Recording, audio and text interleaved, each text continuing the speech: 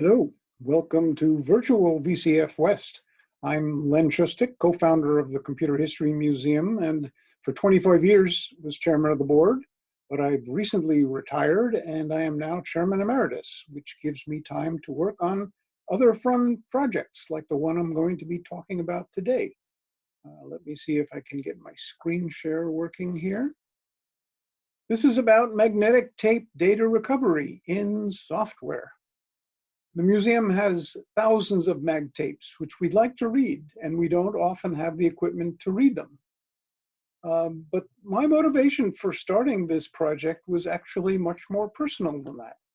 When I was an undergraduate at the Polytechnic Institute of Brooklyn in the late 1960s, I worked on a project to write a PL1 subset compiler called Plago. And it was the project that made me want to transition from being a physics major to being a computer science major. When I left Poly, I took a mag tape with all of the source code on it and kept it with me all of those years. And for 50 years, it's been in the attic. And never having been read and not stored under environmentally friendly conditions, I was suspicious that it was going to be difficult to recover the data. And in fact, it was. I dropped $1,000 on a professional data recovery company who promised to do their best job to recover the bits, and they basically failed. The red question marks on this printout below shows all of the places where there were errors. There were hundreds or thousands of errors in every file, which led me to wonder, is there a better way to try to recover the data than using standard tape drives? The standard tape drive uses a lot of hardware. It starts with the read head, and then there's a preamp and maybe a differential amp and a differentiator and a comparator and a threshold detector and a zero crossing detector and a data bit decoder. And that's just to extract the bits. And then you have to do the block handling and the word assembly and the error handling and all of that. And if anything goes wrong, there's not a lot of knobs you can tweak to make the decoding better. There is a better way, or a different way, and that is software-based. Now, I was inspired by a project I knew that Paul Pierce up in Oregon had done in 2004 with some Java software to do software-based data recovery. You start with the read head, you do the minimal amount of hardware necessary to boost the signal, do an analog to digital conversion, and then do all of the subsequent processing in software. Detect flux transitions, use that to determine the bits, assemble those bits into words and blocks, determine your success, and then try it again if it's not good. And you can tweak all of the parameters for those algorithms so that you can do it over and over again based on the recorded data without ever having to read the tape more than once. That's important because for some of these old tapes, sometimes one read is all you get, and the process of reading it strips the oxide off the tape and you've lost the opportunity to do it again. So I thought this was a good idea. My first attempt was to build some hardware to do the analog to digital conversion. I found this great chip from a UK company called Wolfson that was subsequently bought by Cirrus Logic. And I put together a prototype board using this chip that does 9 parallel analog to digital conversions at one time. They designed it for CCD recorders. I was very frustrated. That chip has about 400 configurable parameters. I was never able to configure them correctly so that it would work. The engineers at Cirrus Logic were unresponsive, and I basically put the project aside.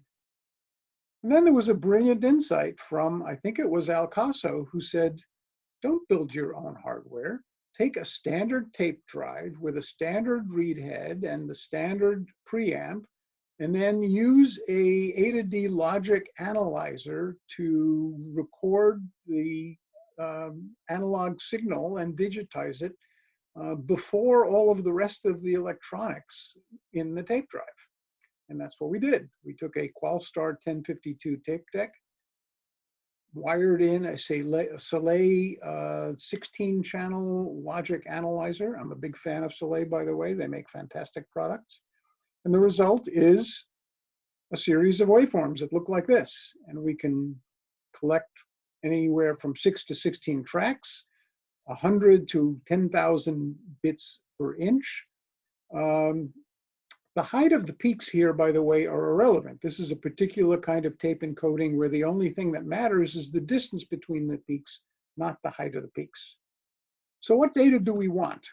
Well, we'd like to get about 20 to 30 samples per bit to give our software algorithms the maximum amount of flexibility.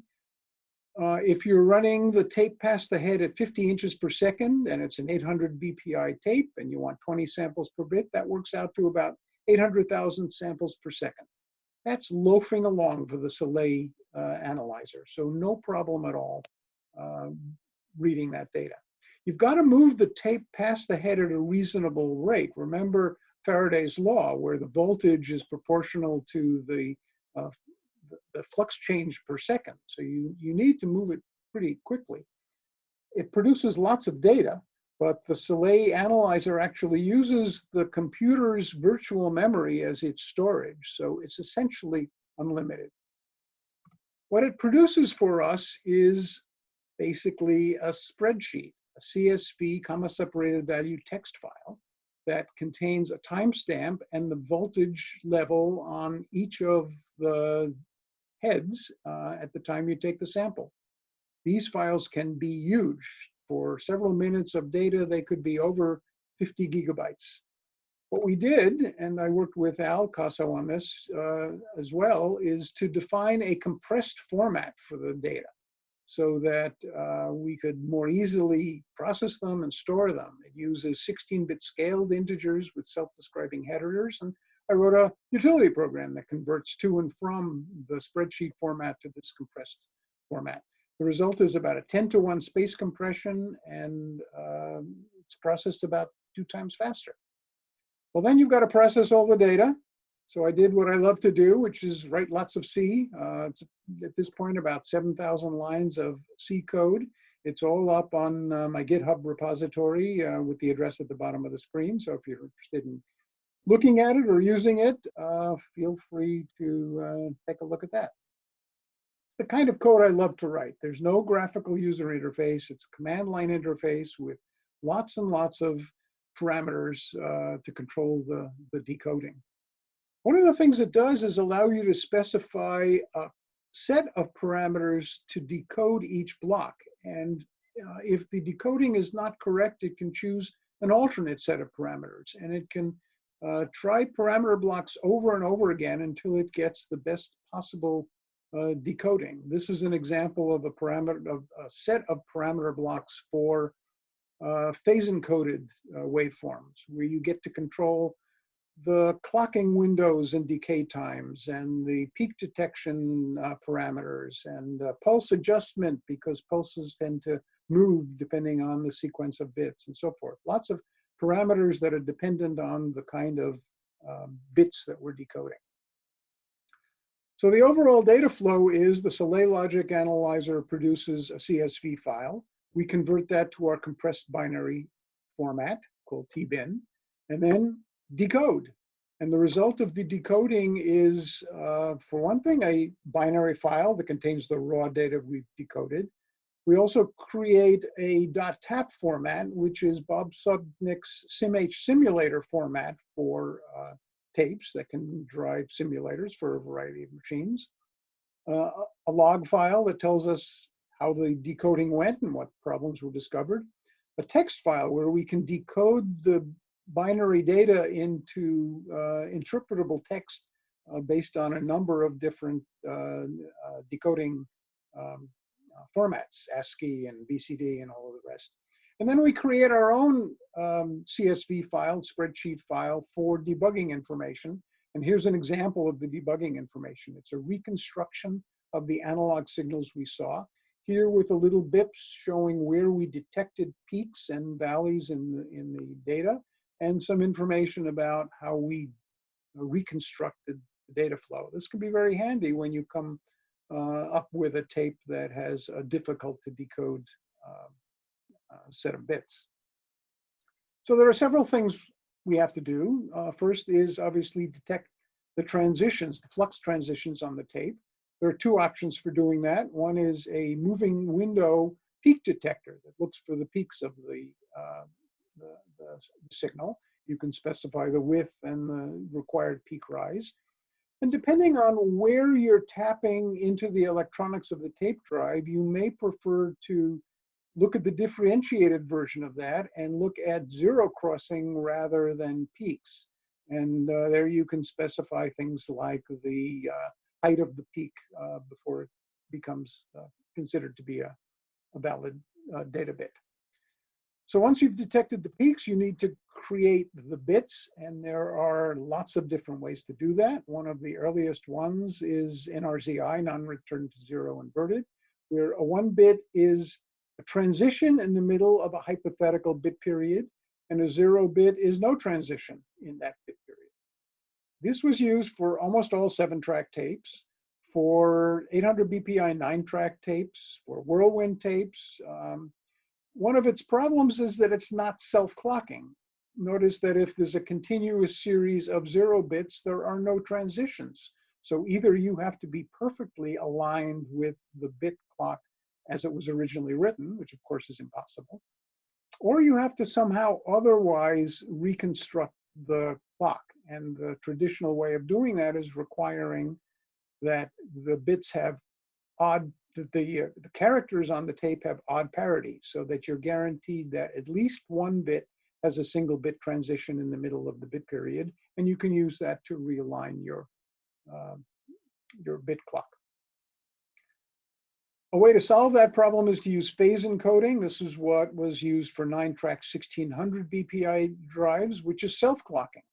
There's a bit transition for every bit. In one direction for a 0-bit or another direction for a 1-bit. And then there's a transition at the bit boundary as needed to prepare for the appropriate bit transition at the middle of the bit. All of these formats are different. They all have different kinds of error correction. They have different conventions for file marks. For example, in phase encoding, file mark, which is a non-data block that represents the division between sections of the tape, is a whole bunch of flux reversals on tape 2, 5, and 8 only, and silence on all the rest of the tapes. These are completely arbitrary definitions, and decoding for these are all built into the program. The most complicated format we've done is group-coded recording, GCR, which was kind of the last gasp of 9-track half-inch tape drives that generated 6250 BPI data bits per inch based on actually 9,042 bits per inch of data stored on the tape. They used NRZI, but they encoded every 4 bits into 5 bits on the tape to guarantee that there are periodic 1-bit transitions so you could do clock recovery. Incredibly complicated, lots of fun to write the code to decode that. There are several other problems we have to deal with. One is head skew. When the tape was either read or written, the tape might not have been perfectly perpendicular to the movement of the tape, which means that bits come in at different times depending on which track they're in. This is an example of a tape with a 200 microsecond nominal transition between bits, but the bits can be as early as 183 microseconds and as late as 250 microseconds. That creates havoc with the decoding, especially for the non-self-clocking formats.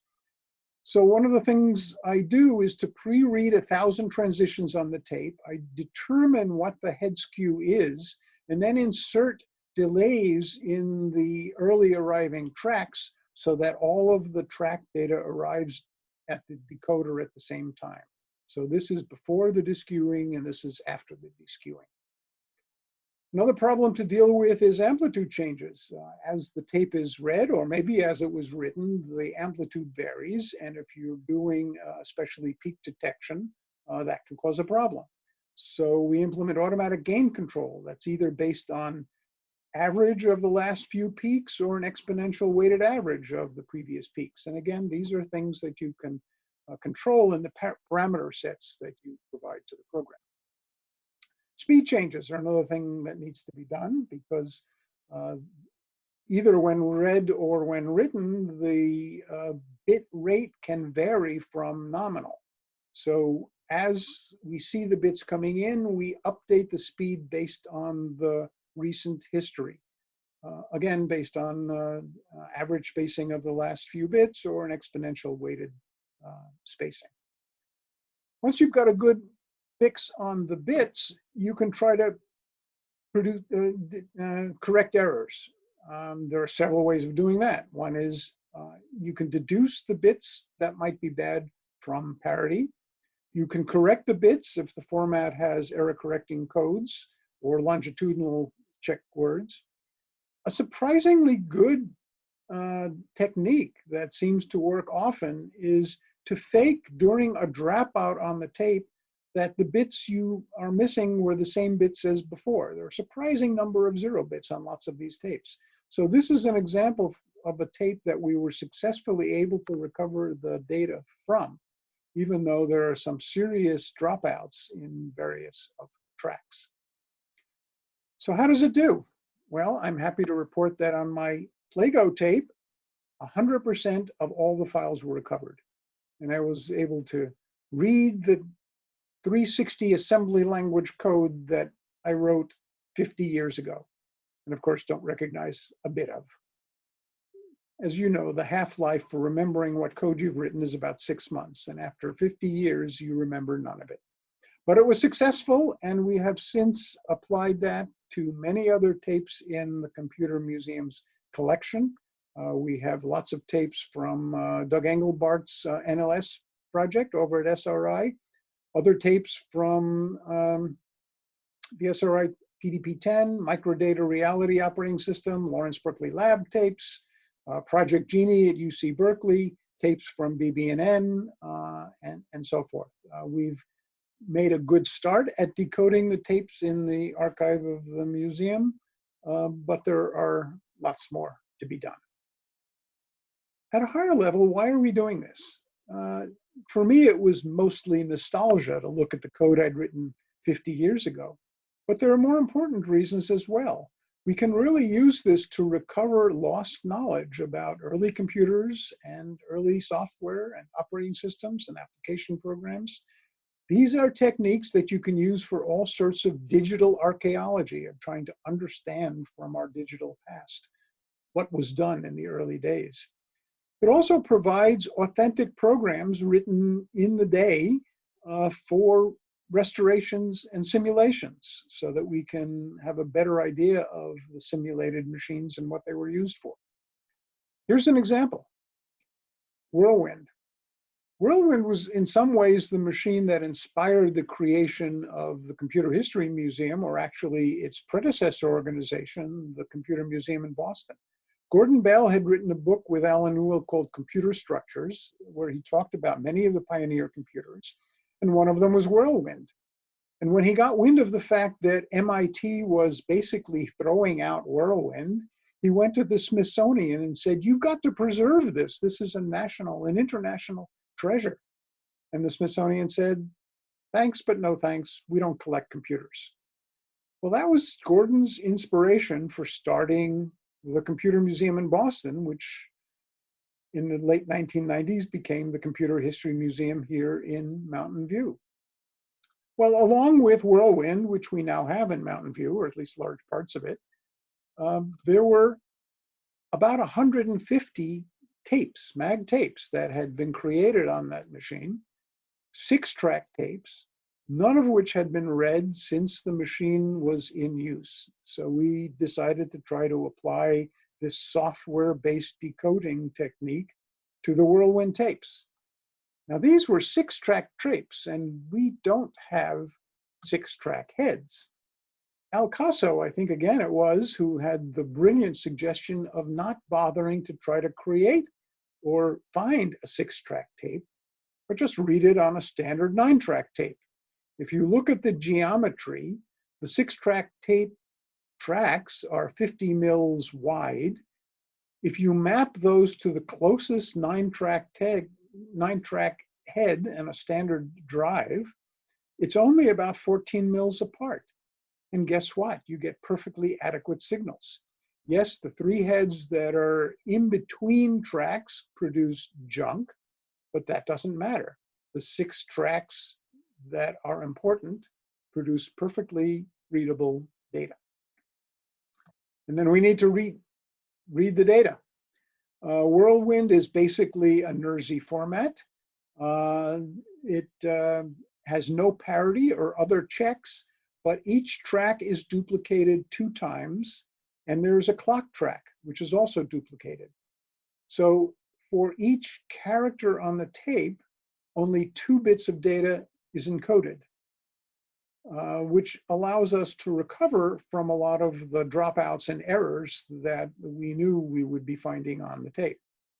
It, of course, has its own bizarre format for a tape mark. In this case, it is transitions on both copies of the least significant bit and no transitions on any of the other tracks.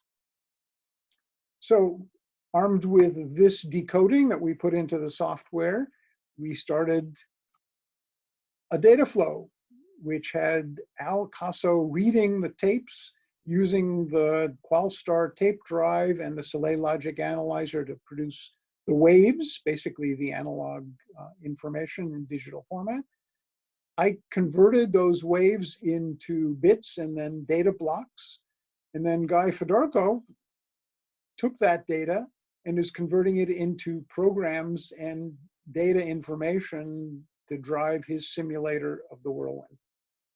The results so far is that we have decoded about half the inventory, about 81 tapes, 162,000 data blocks, only 0.13% of them had errors that we were not able to recover. So we've recovered about 10 megabytes of original whirlwind data. There is both data and source code in there. I was hoping to see text, early email, some kinds of, the beginnings of the great American novel. But unfortunately, there is a little bit of text, but very little. As Guy points out, the data was so limited that people would not waste it on storing text. But it's been a successful project. It's been lots of fun. This is actually a lead up to Guy talking about what he did with those recovered data in driving his simulator of the whirlwind. And I hope you stay tuned for his talk as well. It's a little bit unsatisfying doing this without any mechanism for feedback. So if you have questions, feel free to email me. And I hope perhaps next year we'll have an opportunity to do this in person. Thank you.